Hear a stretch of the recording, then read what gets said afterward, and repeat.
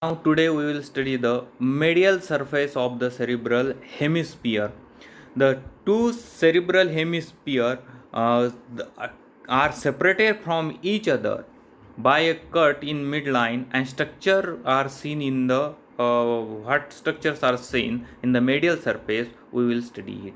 The first structure main, that is the corpus callosum, is the prominent arch structure consists of commissural fibers arise passing from one hemisphere to another hemisphere.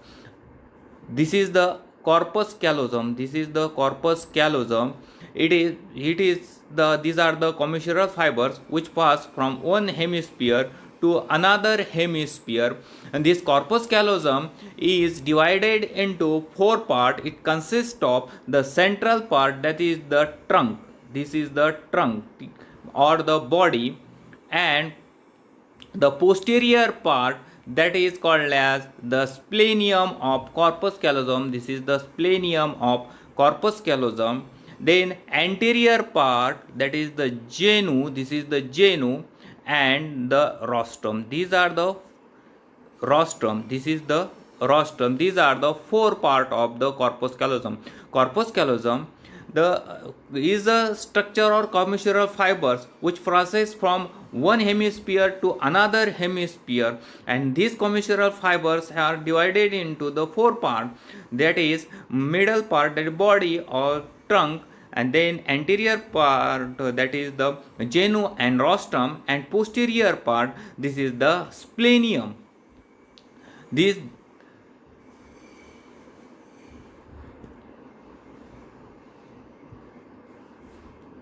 these are the parts of the corpus callosum. Then the little below the corpus callosum there is a third ventricle. Below to the corpus callosum, this is the third ventricle. This is a third ventricle. Below to the corpus callosum, this is the third ventricle. Then interventricular foramen, through which third ventricle communicate with the lateral ventricle. This is interventricular foramen through which third ventricle communicate with the lateral ventricle. Posterior inferiorly, the ventricle is continuous with the cerebral aqueduct. This posterior inferiorly, this ventricle are continuous with the aqueduct which open into the fourth ventricle. This is the fourth ventricle. These are the structures. Below to the corpus callosum there is a third ventricle, and this third ventricle communicate with the lateral ventricle, and this again communicate with the fourth ventricle through the cerebral aqueduct. Lateral wall of the third ventricle is formed by the thalamus. Right and left thalamus are connected to each other by the interthalamic connexus. This is the thalamus. This is the thalamus. Lateral wall of the third ventricle is formed by the thalamus. These two thalamus in the right cerebral hemisphere and left cerebral hemisphere, these two thalamus are interconnected by the interthalamic connexus. By thalamic connexus, then anterior inferior part of the lateral wall of third ventricle is formed by the hypothalamus. Anterior inferior part of the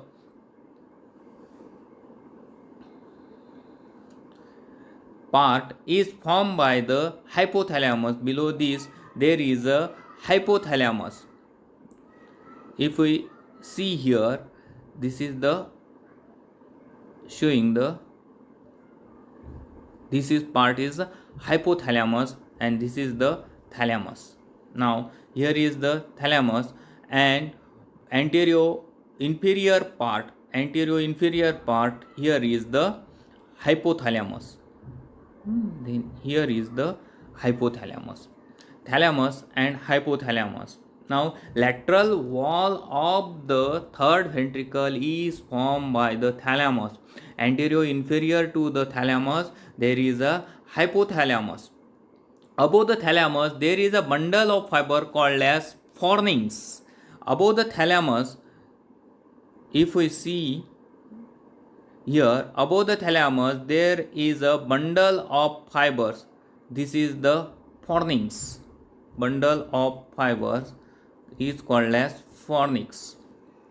Above the thalamus, this is the thalamus, and above this is the fornix.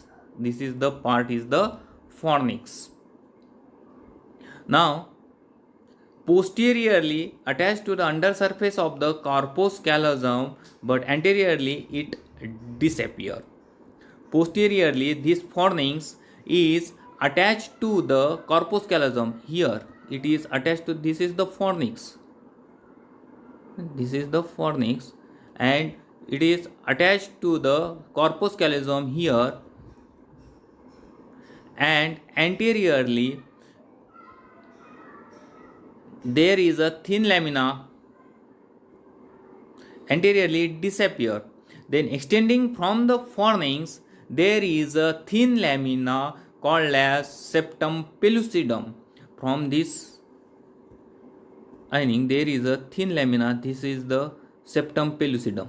This is the septum pellucidum. The extending from the fornix to the corpus callosum, there is a thin lamina. From here,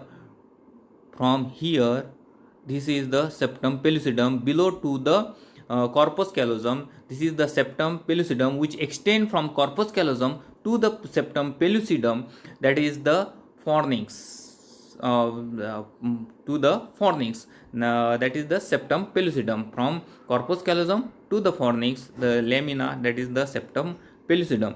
Anterior wall of the third ventricle, there are anterior commissure and lamina terminalis. Anterior wall of the third ventricle, there is a anterior commissures. These are the anterior commissures, and lamina terminalis. There is a lamina terminalis. Anterior commissure attached to the rostrum. This is the rostrum. R for rostrum. These are the anterior commissure attached to the rostrum,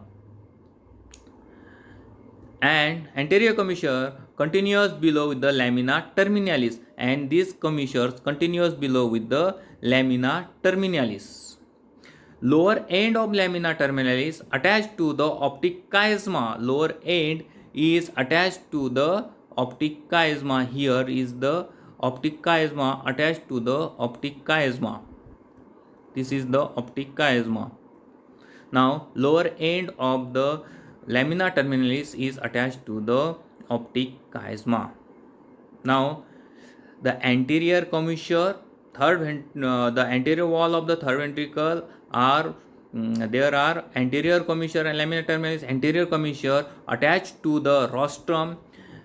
Then below the anterior commissure, they continuous below with the lamina terminalis, which extend up to the optic chiasma.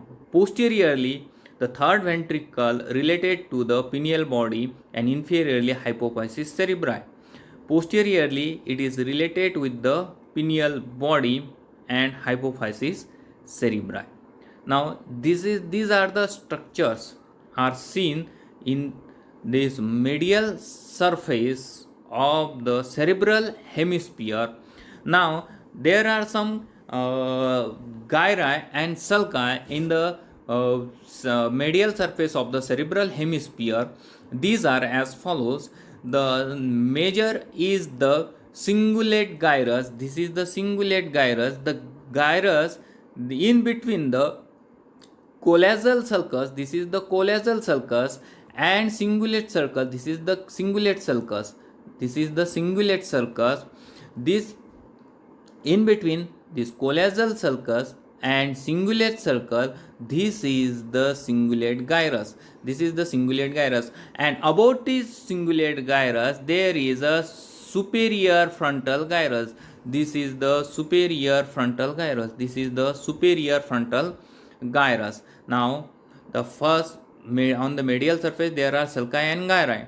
The major is the collateral sulcus, that is the superior to the corpus callosum, and in between the collateral sulcus and cingulate sulcus there is a cingulate gyrus, and above to the cingulate sulcus there is a superior frontal gyrus.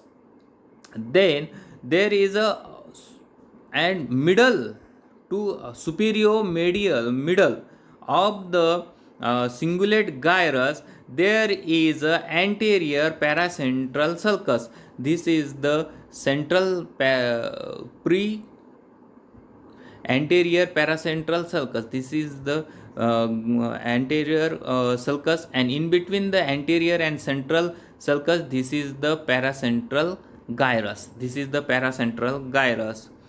And posterior to the posterior paracentral gyrus, this is the posterior paracentral gyrus. This is the posterior paracentral gyrus. There is a precuneus. This is the precuneus. This is the precuneus gyrus. In between the parieto-occipital sulcus, in between the parieto-occipital sulcus and posterior central sulcus,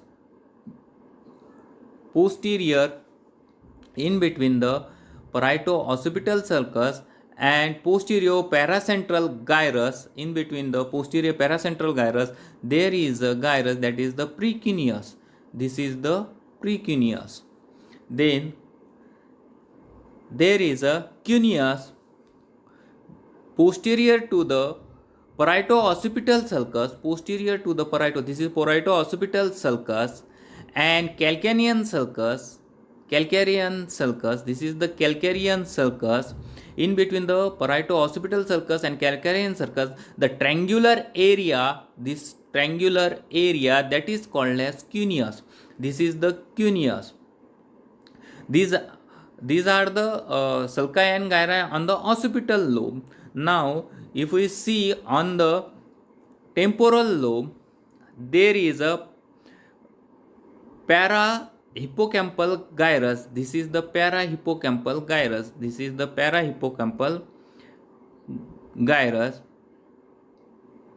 Then this is the collateral sulcus on the temporal lobe. This is the collateral sulcus, and below to the calcarean and about to the lateral sulcus, posterior to the lateral sulcus, there is a part that is the lingual gyrus. This is the lingual gyrus. These are the sulci and gyri on the medial surface of the cerebral hemisphere. Now we have completed here the medial surface of the cerebral hemisphere. Okay, thank you.